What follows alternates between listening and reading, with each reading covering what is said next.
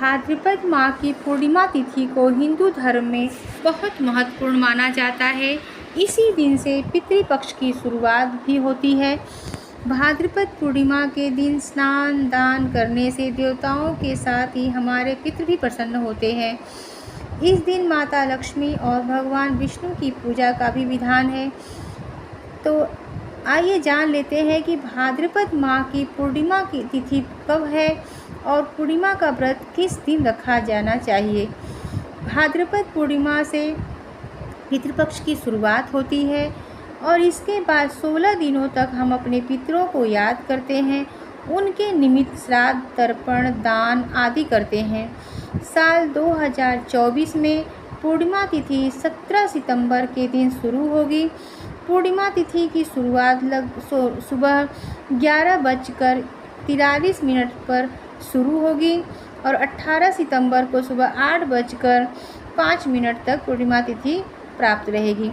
क्योंकि उदया तिथि पूर्णिमा 18 सितंबर को है, इसलिए इसी दिन पूर्णिमा तिथि मानी जाएगी। हालांकि जो लोग व्रत रखने वाले हैं, चंद्रमा की पूजा करने वाले हैं या विष्णु लक्ष्मी का पूजन करने वाले हैं, सत्यनारायण जी की कथा करने वाले हैं, वो लोग 17 तारीख को ये सब कार्य कर सकते हैं, ये और 17 तारीख को ही करेंगे। वहीं स्नान दान के लिए 18 सितंबर का दिन शुभ माना जाएगा।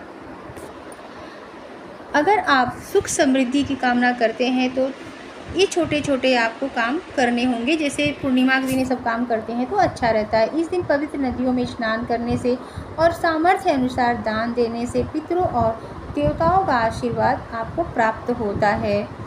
भाद्रपद पूर्णिमा के दिन भगवान विष्णु और माता लक्ष्मी का पूजन करने से आर्थिक समस्याओं से आपको छुटकारा मिलता है। सत्यनारायण की कथा का पाठ करने से सुख समृद्धि घर में बनी रहती है। अगर आप इस दिन गाय, कुत्ता, कौवा, चींटी आदि को अन्न खिलाते हैं तो आपके जीवन की कई समस्याओं का हल आपको मिल सकता है। इस दिन घर में गंगा जल का छिड़काव करने से घर की नकारात्मकता दूर होती है।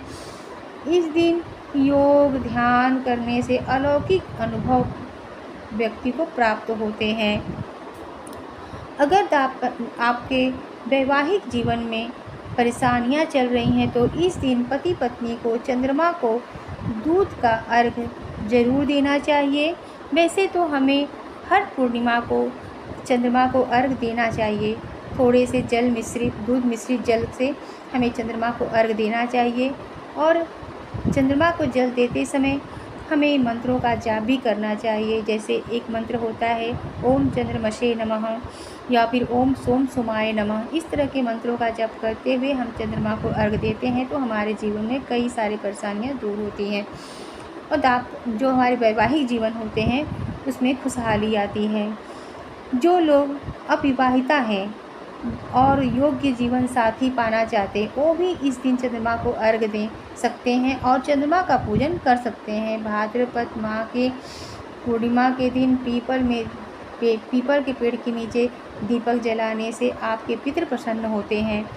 तो इस तरह से हमें पूर्णिमा के दिन पूजा पाठ जरूर करनी चाहिए। इन सब बातों का ध्यान रख के अगर हम ये सब चीज़ें करते हैं, ये सब कार्य करते हैं तो हमारे जीवन में खुशियाँ आती हैं, हमारे जीवन के सारे नकारात्मक ऊर्जा दूर होता है और हमारे जीवन में खुशहाली बढ़ती है। तो अगर मेरा वीडियो आपको ज़रा भी अच्छा लगा हो तो लाइक करिएगा, सब्सक्राइब करिएगा, औरों में शेयर भी करिएगा।